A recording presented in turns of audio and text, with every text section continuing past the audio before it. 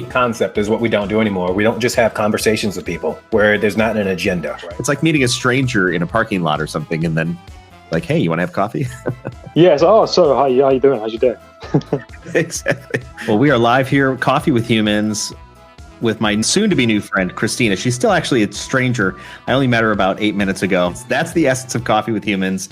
Two people just bumping into each other randomly and then saying, hey, let's grab coffee. Before we got on the broadcast, I was thinking, if we could have this discussion anywhere, where would that be? And I came up with, we could be sitting in Iceland in a hot spring.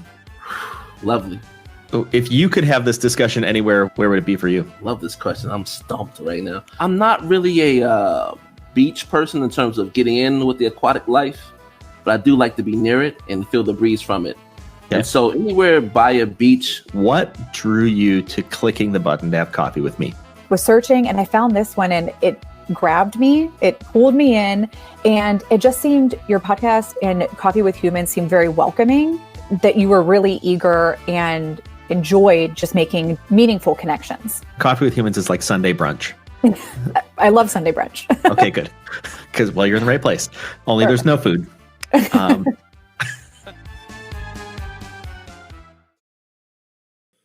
All right, we are live here with Coffee with Humans with my new friend, Angel from the CEO Confidant.com. Welcome to Coffee with Humans, sir. You bet. Thank you. Thank you very much for having me, and thank you everybody who's watching us today. So we were talking a little bit before the broadcast that you are in Texas, and I'm in Northern Illinois.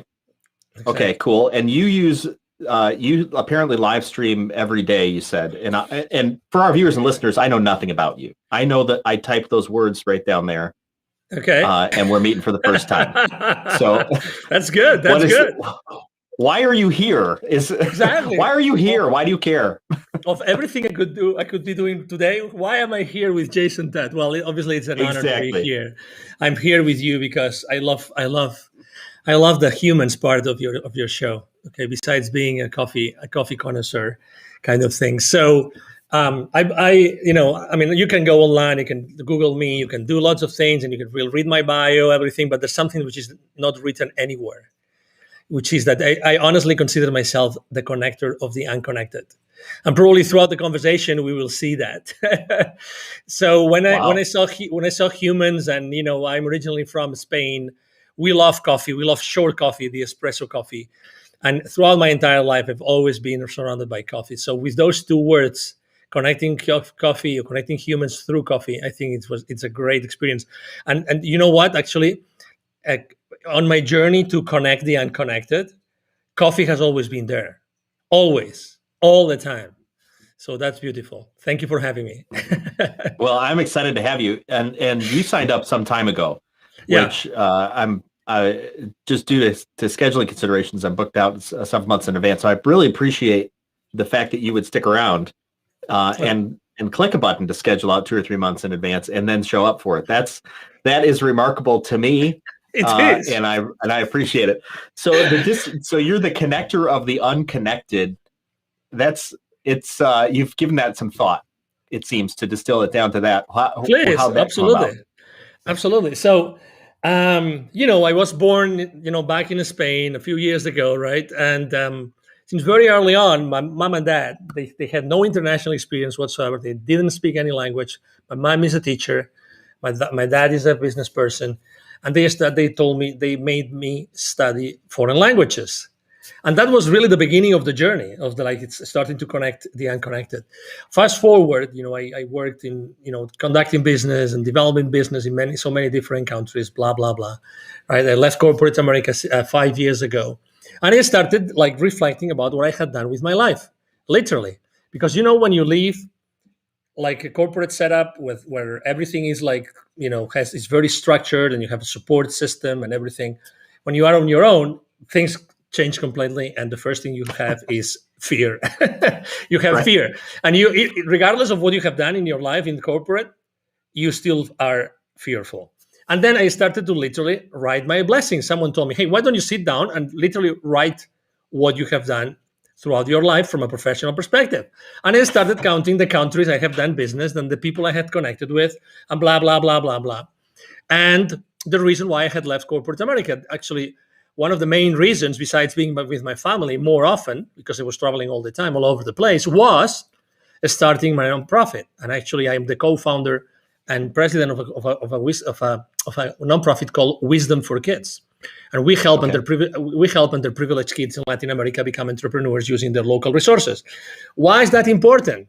Because for many years, and unwillingly or without noticing, I had always been seeing those two different worlds.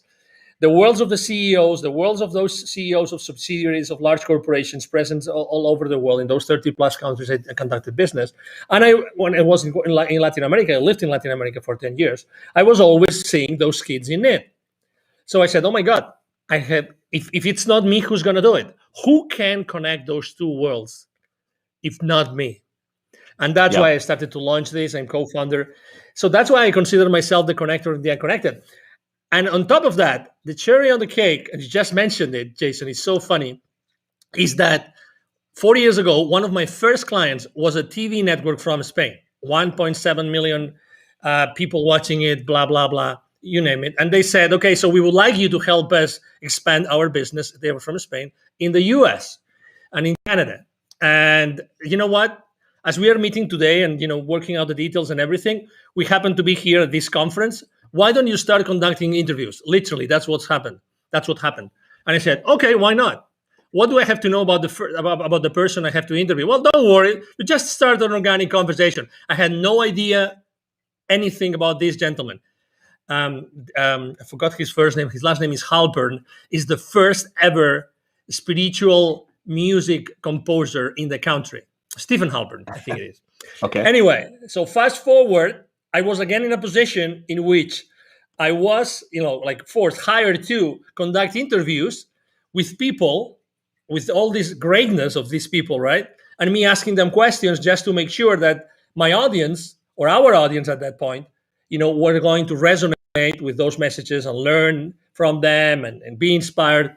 So that's why kind of my life has always been connecting the unconnected. People that probably if I wasn't there doing what I was doing at that point in time, they would have never been able to find those dots that would connect them to something else in their lives. Did I answer your question? Absolutely. You also have, it seems like, a particular niche that you, from your culture and your experience blended together, that allow you to serve a population of people in a way that probably nobody else could. Like, to your point, like you're like, well, if not me, then who? You're sort of perfectly positioned for that, it seems. Yes.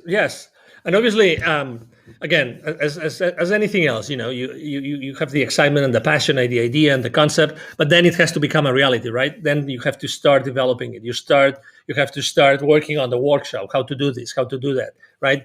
I mean, for the kids in need. And then how do you connect, CEOs of corporate companies, with the underprivileged, all these kind of things. You have to work out the details. But yes.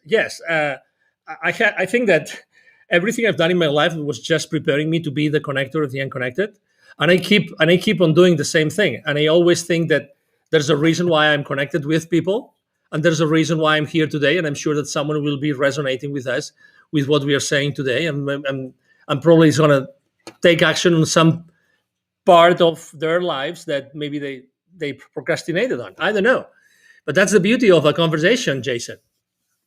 Yeah, I agree. It seems that, in agreement with you, it seems that people do have a certain thread that seems to carry out through their lives, and that thread becomes clearer the older and the more experienced, right? And I don't think it's older and experienced go hand in hand, but the more experienced a person becomes in their lives and assessing who they are, that thread of continuity, which is it's the character and the skill and the interest that kind of all comes together, and it comes together in every aspect of your life. And that's what you've stumbled upon, and you've said it so eloquently, the connector of the unconnected, which having that level of clarity means that you've done this a time or two.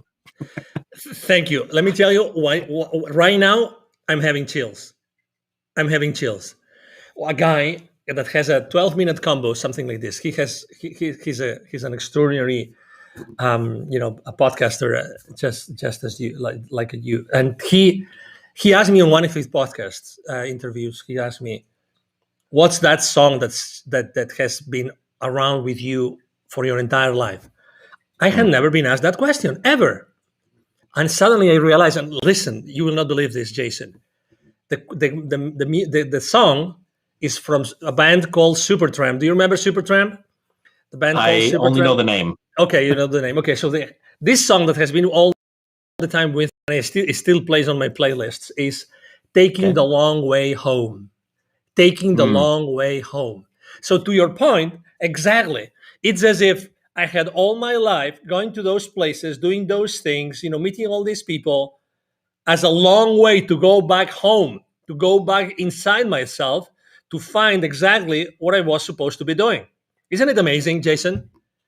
It is amazing. And it seems a path that's necessary. I feel like people want to short circuit that path. And I don't think it's possible to short circuit the path for one. I think you just stumble across some level of some pseudo kind of like pseudo home. It's like, that, and then you eventually find like, that wasn't where I was supposed to be.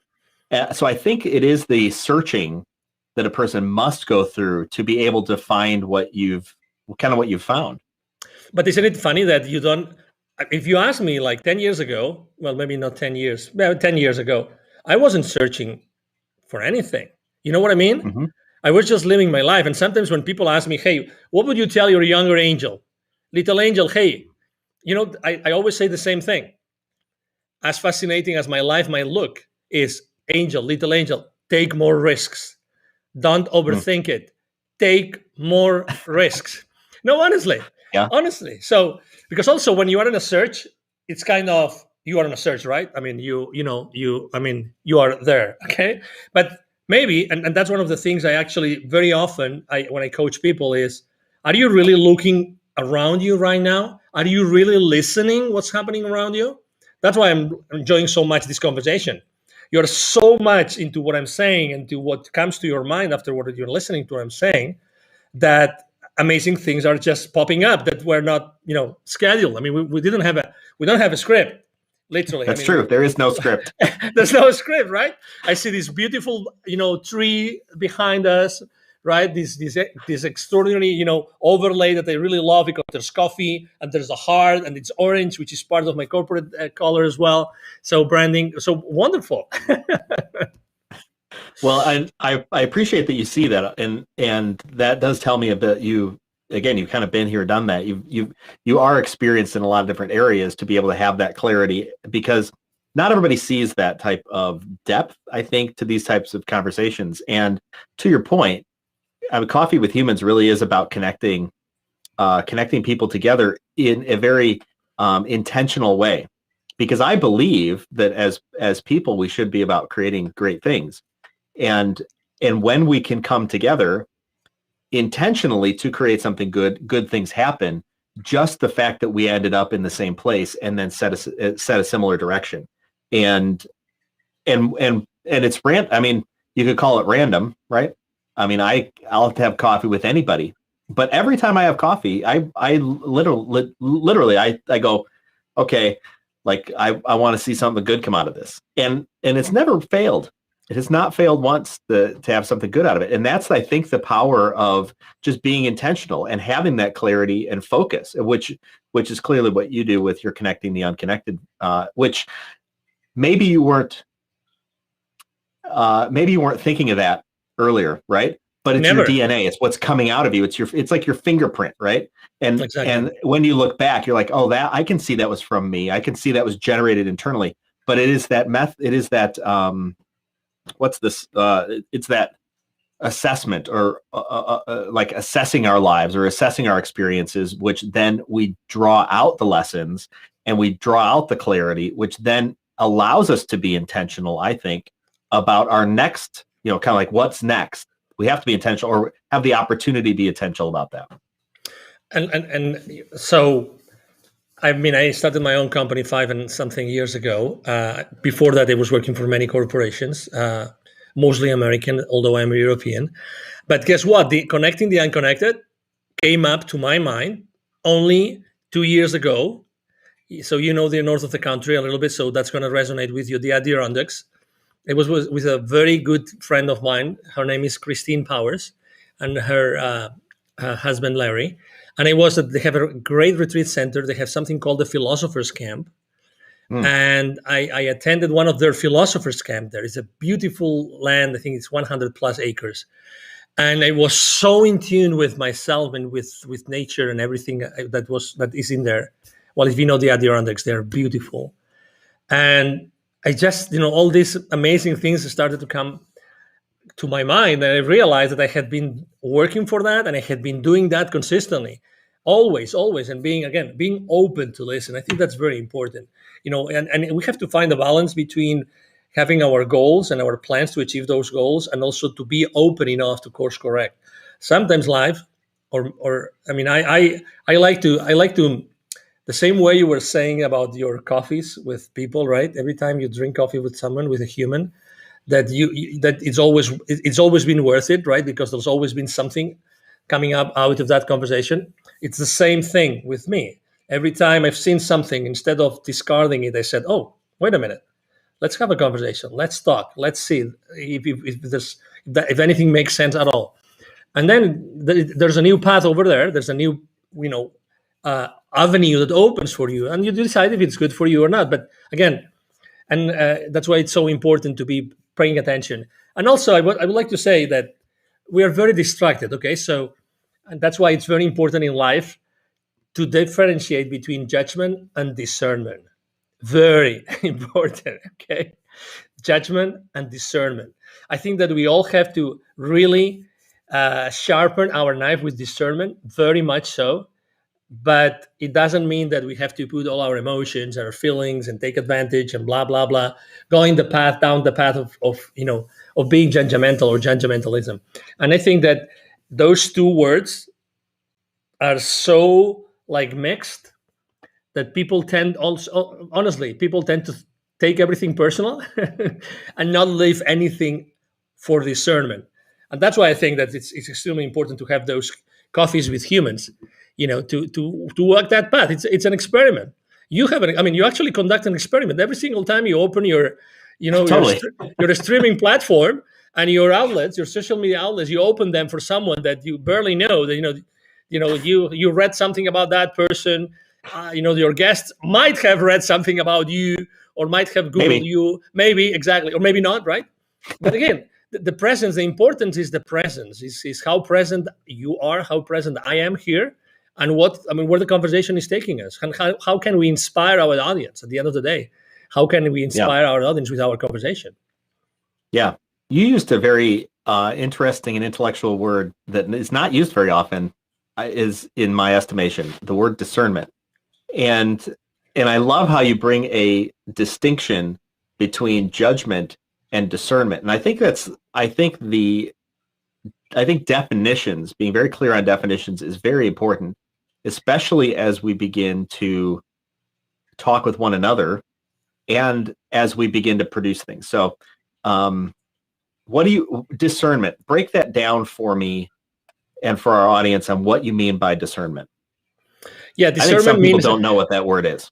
Well, I don't know in your own words. Don't give us the dictionary definition. Exactly. I was going to say. I don't remember having ever, read the definition of discernment. But for me, discernment means not taking anything by the face value.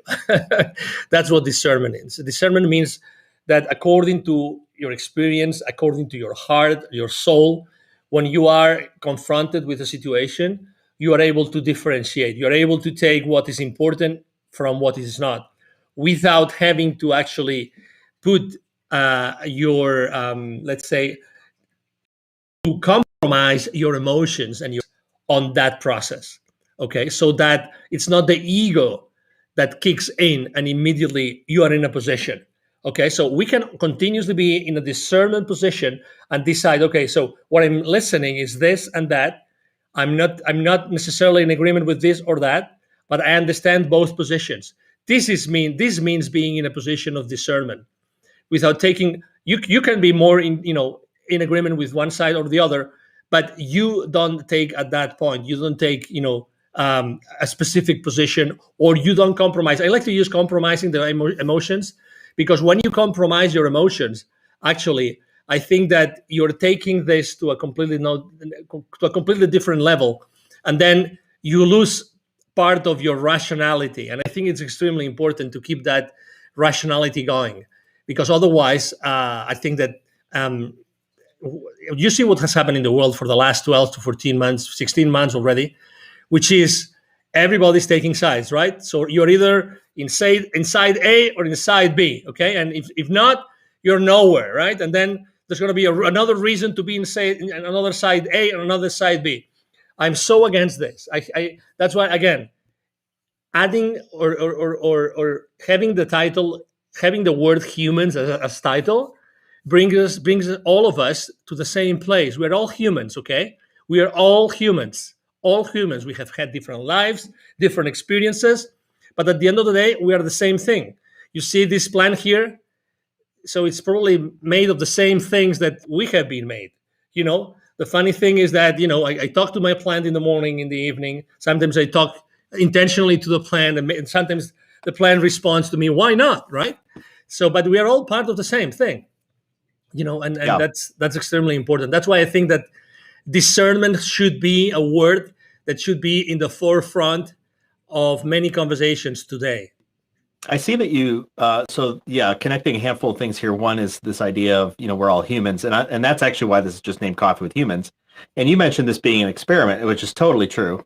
Last April, I felt just sort of in my soul, and part of it was for me and part of it was what I was sensing out in the world, that people were feeling disconnected and not only disconnected, but that was leading to just bad mental health.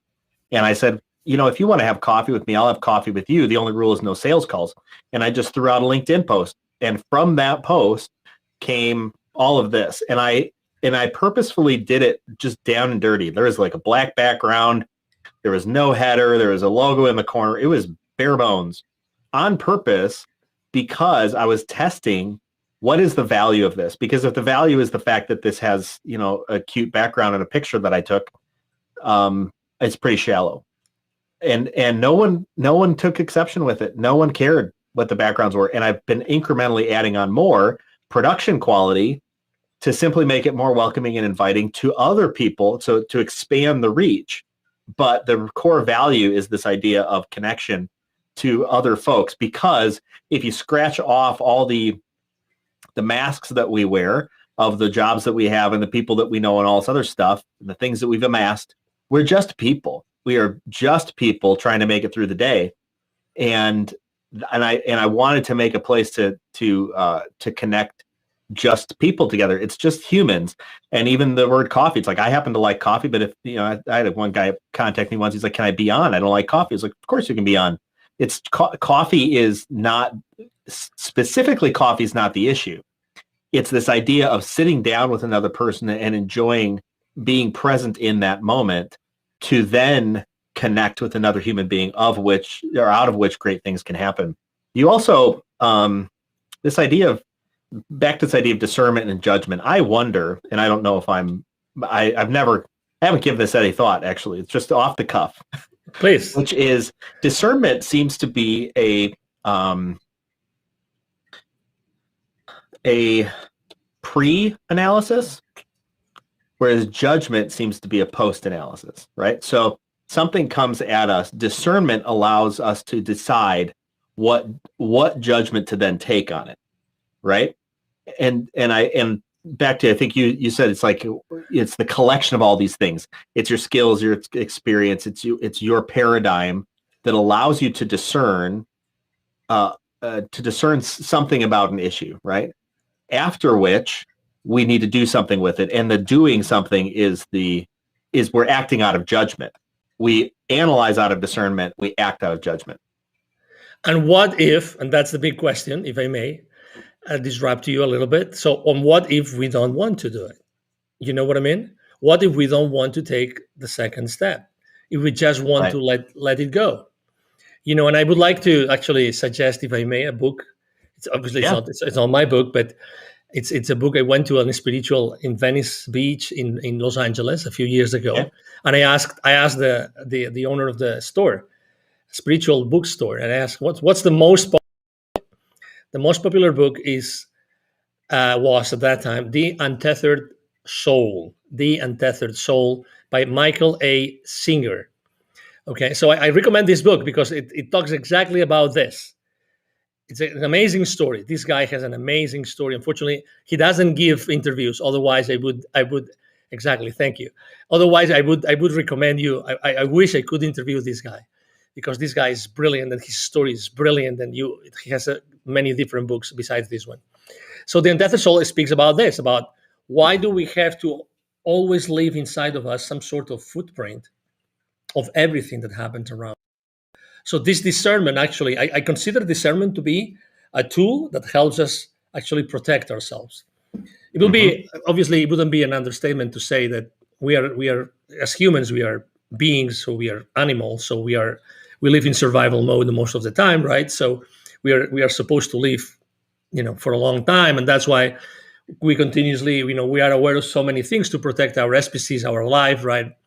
But in reality, as you know, for instance, we have this wonderful thing called smartphone, which distracts us all the time, all day long, every single day, right? Yep. So, but that kind of distraction, unfortunately, is not the right thing, right? It can help us, but as you all know, and if you have watched a very interesting movie with many different former C-level executives of these large, social media companies called Social Dilemma.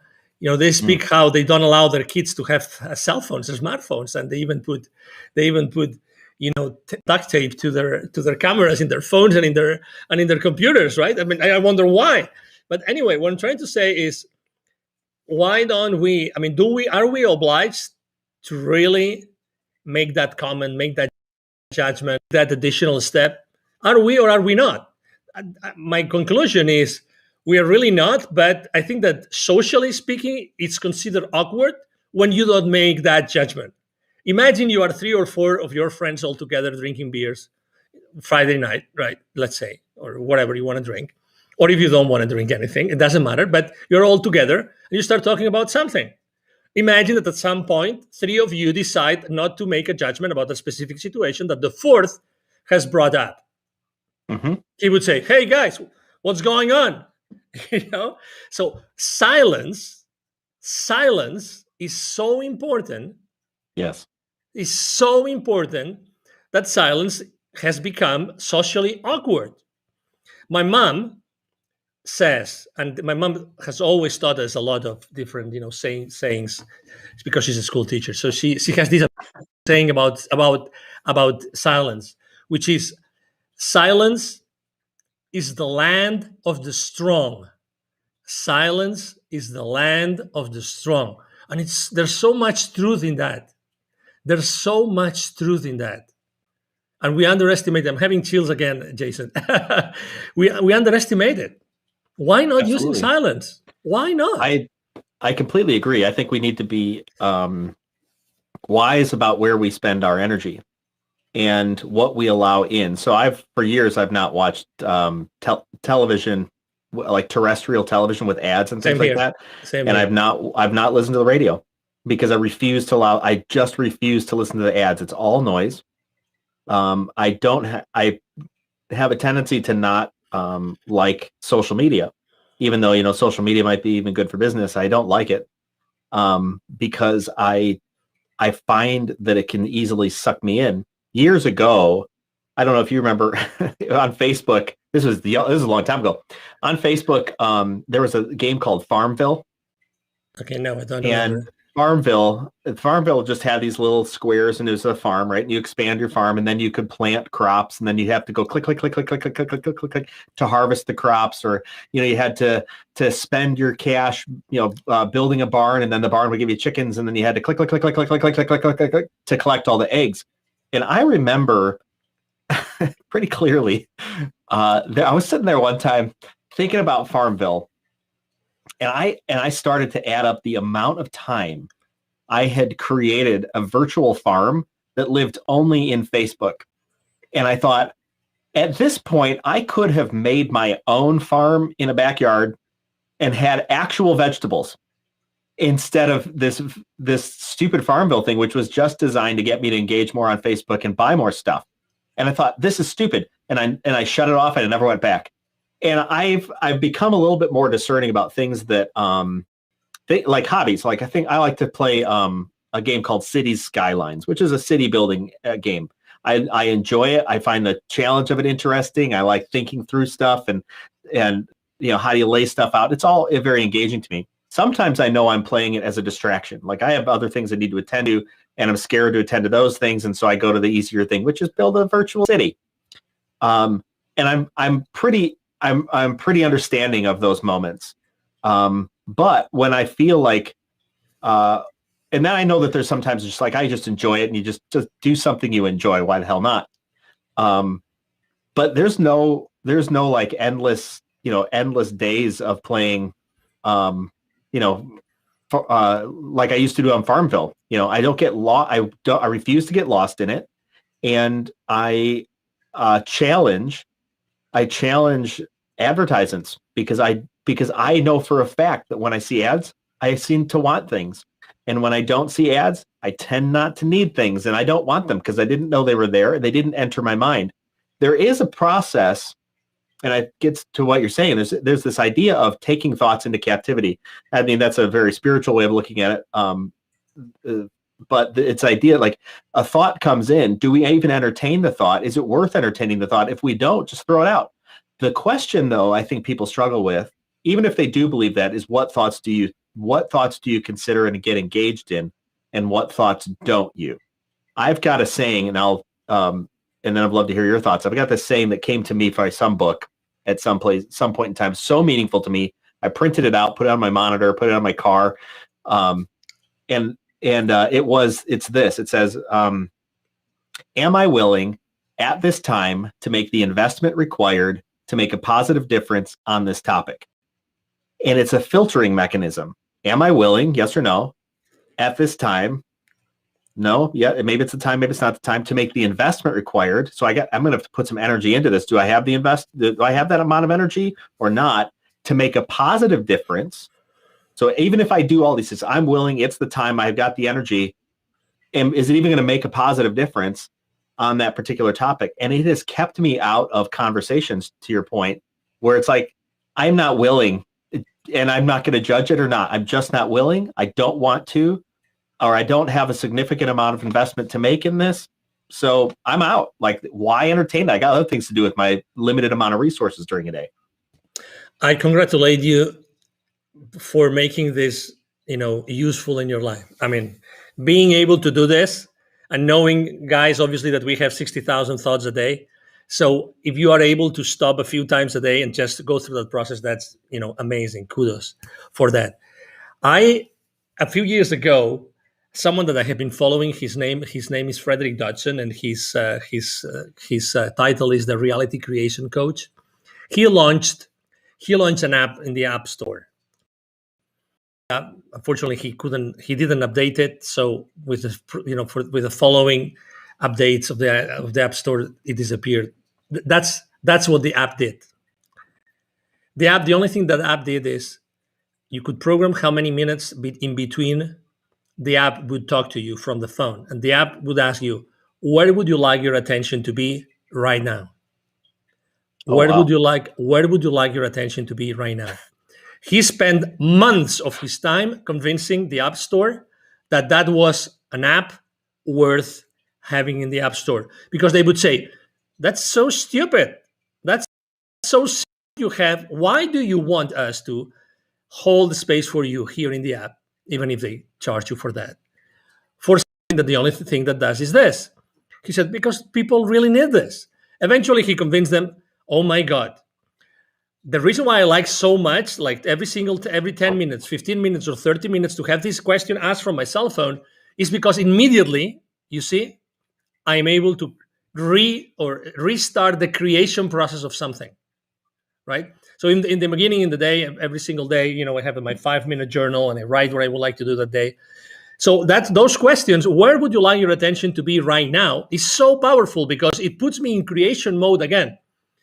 We're not talking Minecraft, okay? We're talking about city building games, but we're not talking survival and creative, okay? But it's true. It's true. What would you like your attention to be right now? What would you like to be creating right now, as opposed to what you are entertaining? And I think that is brilliant. It's brilliant. Right now, that's not available any longer. But I found another app. The only thing that this other app does is rings a bell. So right now, now I have it. I have the sound off from my cell phone, but you would have already, heard like 3 or 4, bells. So what I do is, when I hear that bell, I know already, because I have had it installed for almost a month now. I know that I have to take my attention to a specific place. So absolutely, to your point, I think that we all should be asking ourselves and developing a series of strategies or habits of what we really want to spend our, mental time.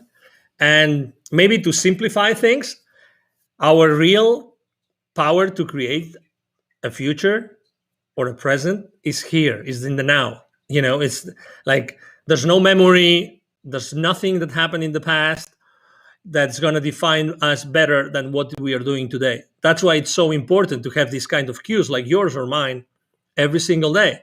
Go back to the creation mode in which you are right now. That's the only place where you can create something. Yeah, no, that's super powerful. I'm curious, when we were talking about what to title this talk, and it's kind of weird to ask people to title a talk in advance when we don't know what we're going to talk about. And I simply ask, hey, what's on your mind and how do you want to say it? And you said the silent revolution. So gathering kind of like grains of sand, all of these things that we've been talking about in this space, how does that connect to the word or the phrase, the silent revolution? Because I believe that the same as you last year, 1 year ago, April 2020, you decided to start Coffee with Humans, and you didn't pay $1 million in ads, right? And you didn't go to the big influencers and pay them $3,000 for a post to 3 million followers on Instagram. No, you didn't do that. So because I believe that thanks to everything that is happening in the world and has happened for the last 14 to 16 months, right now is April 2021, there's a whole bunch of people out there like you, just like you, Jason, that have started to do things silently, maybe not even raising their hands, to reconnect the people that are unconnected or that have been disconnected throughout the last few years, for the last few months. You and I have acknowledged that there have been so many bridges burned for the last 12, 14, 16 months, that, those bridges rebuilt. That has been actually my number one theme on social media for the last year, has been building bridges, because we are humans. If we forget about the rest of the noise around us, that we have nothing to see, really, honestly, we don't have anything to see with that noise. If we go inside of us to our heart and we reflect on who we really are and who we really want to become, I think that we, every single day, by connecting with people, and you're doing it every single day with your show, and many other people out there's a whole bunch of people that, thanks to the uncomfortability of those bridges that were being burned, all these people is actually coming together and unknowingly and bringing the greatness of others, so that the audiences can learn more and more and more and feel more connected. We desperately need to help the people that unfortunately have been disconnected or feel totally disconnected or even unconnected from the world and from the rest of us. It seems to me also that there are people who don't know that they are unconnected or disconnected. I agree. How do you see that? Yeah, it's true. But it's like, it's like having one of those controversial conversations, right, on social media, in which, I don't know about you, but for instance, I have 5,000 followers on Facebook. Every time I need to put additional people, I just share something which is politically incorrect with some of my audience. I know I'm going to get between 20 and 40 spots in the next 24 hours. And I don't care about the side, I don't care about the side of the people or of the post I'm going to repost, and I don't even say anything. I just put the face, this emoji, this amazing emoji that someone like this, like thinking. So if I just repost a politically incorrect post on my feed with this face, without even saying if I am in favor or against, 20 to 40 people in 24 hours are going to unfriend me on Facebook. Guaranteed. I love it. Guaranteed. I love it. The thing I love about that, And what sticks out to me is that all of our responses, the way we interpret things, are all happening here. Totally. And it's, to your point, it's totally true. All you have to do is go, right? And you said nothing. What was said will all happen inside each individual. And we as humans, and I me too, right? I'm a person, right? I see something happening, or I hear something, or I read something, or somebody sends me a message. I read into that what I want, what I'm bringing, and it's so I think interesting to recognize that. But then it's more important that we apply it to ourselves. Like for me, how did I read that? I read something the other day and I was a little pissed off.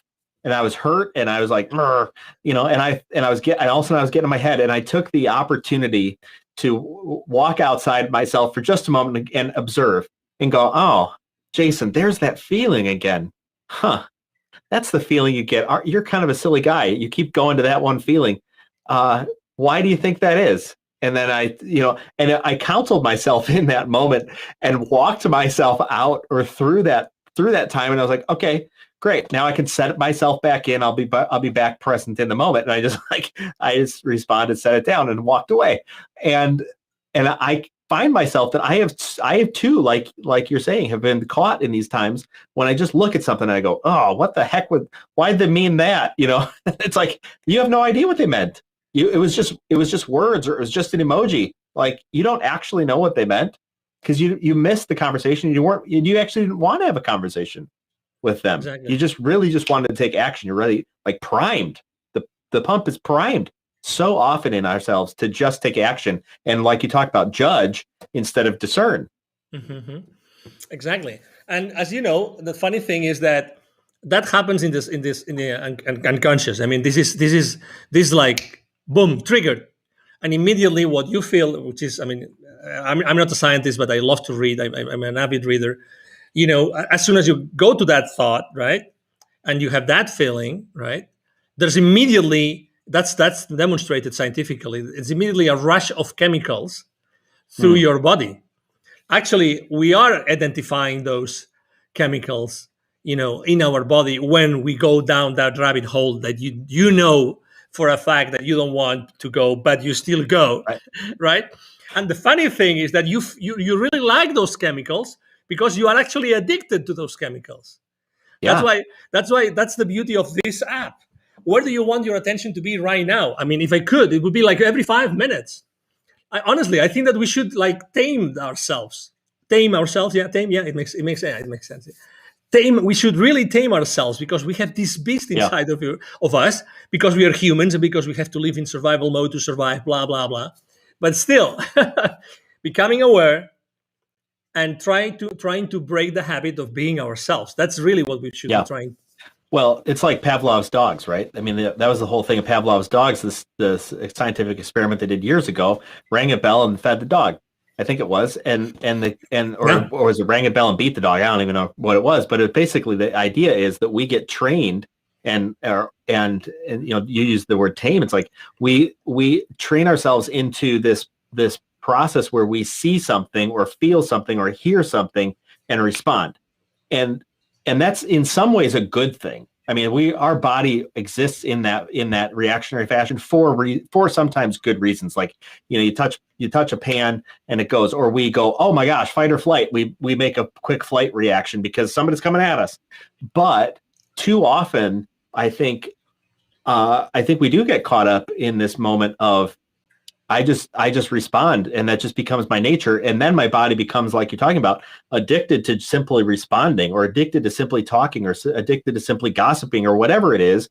And we think that we're making progress when really we're just, it's like we're stirring this soup, but we never eat it. It's like we don't even know, and we're just allowing anybody to put something into it. And we just keep stir. Oh, you have a thought? Oh, I put it in, right? Nobody would make any good food that way. And every chef will tell you less is more. So I think one of these lessons, and I love what you talk about, is how do you regain attention to be able to create the reality that you want to create. For me, that is a huge takeaway. what process, what habits do you put into your life, like a bell or something else, that helps you regain attention to create the life you want to create? So powerful. Thank you so much. No, please, anytime. And I think that obviously practice. It's like, you know, when you have your first kid. I have 3 kids, and you don't have a manual, and you know, I neither know if, I mean, my parents were great parents, but they didn't have a manual, you know, and they did what they could with their 5 kids. And, you know, I mean, I've done my best with my 3 kids, and I'm still going. So it's the exact same thing. It's practice. Put in place a few things that you feel comfortable with or you don't feel comfortable with. And everybody has their practices. You know, for instance, I start the day with a cold shower, no matter what. I've been doing that for 6-7 years now already. Even if I am in Alberta in the middle of the winter, I still take a cold shower. You know, I meditate every single morning. I have an intention group in the morning that I meditate with, for intending for something specific every week. You know, I have these interruptions. I have my affirmations. I write down 3 times a day. I write on my journal. All those things. You know, and as opposed to trying to like silence yourself or silence your, you know, your chatter. I always like to think that it's better to try to create something, you know, try to put everything positive. That's why all the demonstrations on the streets are so wrong, because they're always against something. When I totally think that they should be in favor of something else, which will be good, as opposed to be against. So it's the same thing, right? You know, just build, just put your life in positive, and try to create stuff as opposed to eliminate stuff. Try to put yourself in a place where you're always creating something. You know, for me, literally, very honestly, I have to confess something, Jason, which is I like to be interviewed on podcast shows to discover what I know. Right? Really, honestly. Absolutely. because the same way I described what I had done, you know, in my life when I left corporate America to see what my brand should be. It's the exact same thing. You don't really know everything that you've heard, you've interiorized, you've experienced, everything you've seen, you've heard, until someone asks you that question and you say, "Oh my God, yes," you know. And that's the power of a conversation. Yeah, that's the infinite power of a conversation. Conversations are super powerful. Absolutely, I totally agree, and you're absolutely right on. From my experience, the idea of go get interviewed, and you will find out what you know. And it's sometimes fascinating. I use this example. I know we're coming up at the end of our time here, but I use this example of years ago. I remember I was talking to some guy who was having trouble getting stuff done, and I was like, "Hey, have you made a list of what it is you need to do?" Because he kept talking about all sorts of stuff. Have made a list of what you need to do, and he's like, "A list?"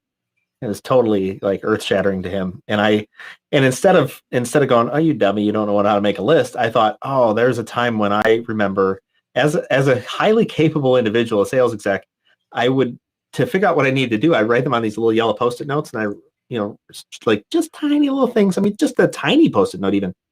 And then I folded it in half because I didn't want to get my pocket sticky, and I put it in my pocket. And at the end of the day, I'd have this like plethora of Post-it notes. And I start going through them like, "Oh, I didn't get this one done," or "Oh, I did get that done," or "Oh, oops. Oh no, I forgot a Post-it note." And how absurd it was that I was still functioning at a high capacity, but had no idea how to make a list.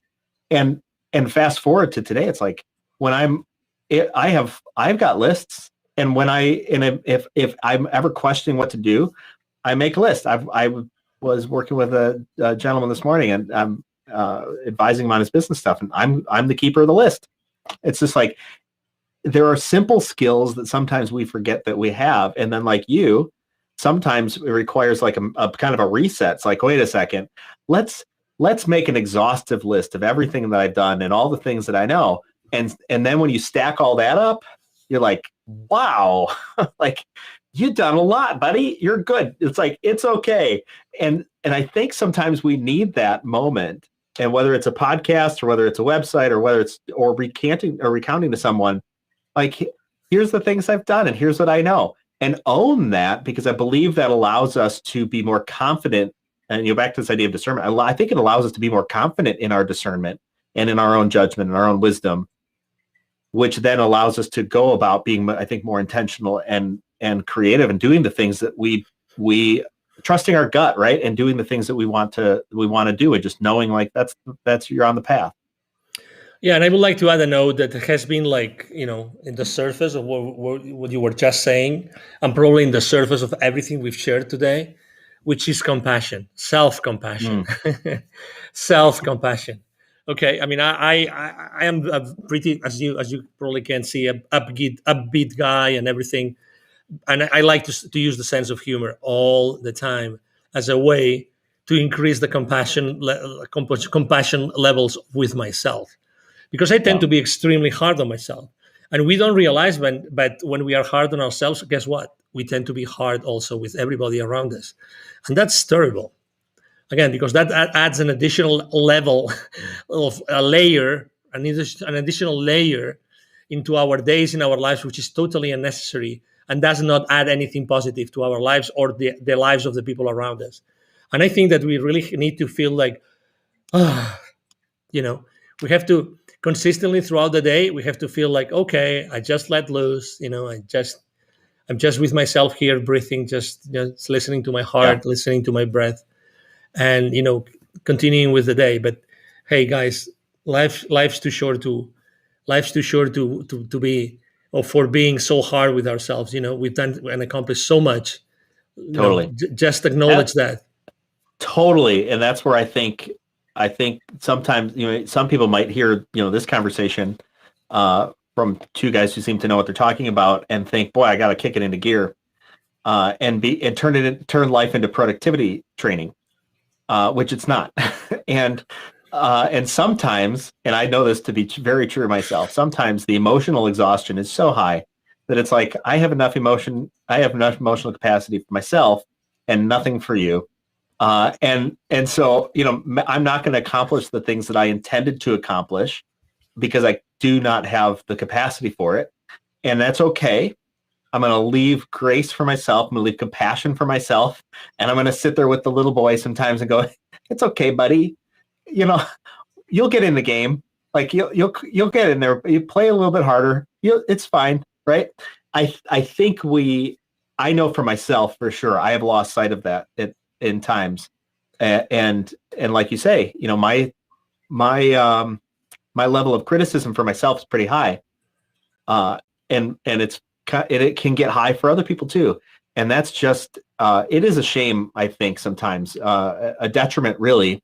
And Totally. Actually, I think prevents us from taking the time to really dig into some deep work that happens inside our hearts and inside our minds, inside our souls, because we twist it around and turn it back into, well, just go be productive.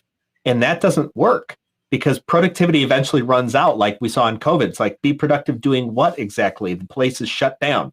Like, what do I do now? Exactly. And a lot of people ask that question because they had such an eye on achievement rather than, I think, just how can I be a person in this moment? If I didn't have to achieve, what then? I could just go talk with people and meet with people and make the world a better place, which I think we all intuitively know, just like you found out. We all intuitively know what that might be for us. We do. We just aren't quiet enough to listen to it, and then I think we don't trust it. And I think also, and this is what I love about Coffee with Humans, what I love about talking with you. Sometimes when we find ourselves in that moment, the answer really is, hey, go find somebody else, because you need somebody else's input, you need somebody else's wisdom, you need somebody else's processes, and to be able to come up with a different outcome. So I think when people spin and spin and spin and spin too long, they need somebody else to come in and say, hey, here's, hey buddy, have you thought about keeping a list? And like, oh my God, a list. Hey, have you thought about just not responding to that stuff because it's not important? Have you thought about what you want to create because that's what you want to do? I think, and I think this is probably what you do as a job in part, is how do you influence other people? And there's a learning process, obviously, for yourself in that too, it seems. Oh, absolutely. Yeah, everything starts from ourselves, from myself, from inside of me, getting to know myself, and again, being compassionate. I mean, everybody. I mean, again, you cannot blame the world for being how it is. The only thing that we can control is ourselves and the way we look at the world and what we can do to change it. That's it. If we want to change it, if we want to change it, and innately, I knew I wanted to, and that's what I have done. What I have done in my life, and I keep on doing it, and I keep on, helping people to do that, and connecting the unconnected. At the end of the day, you see, you do the same thing, the exact same thing, Jason. Yeah. Well, Angel, this is fantastic. I really so much appreciate you being here on Coffee with Humans, and likewise, I honor you in this space. Thank for you. our viewers and listeners. Angel and I met just a little over an hour ago, and we knew nothing about each other prior to then. And we've I think talked about some really great life-changing subjects. I know I've taken something from this, and I trust that you have too. So me too. Absolutely. Thanks for joining us. Totally. All right. Thank you very much, Jason, for having me. Absolutely. Catch us next time. Bye. Thank you. Bye-bye. One of the things I love about Coffee with Humans are the raw conversations I get to have, meeting new people just like you. If you or someone you know should be on Coffee with Humans, go to coffeewithhumans.com. Remember, the only rule is no sales calls.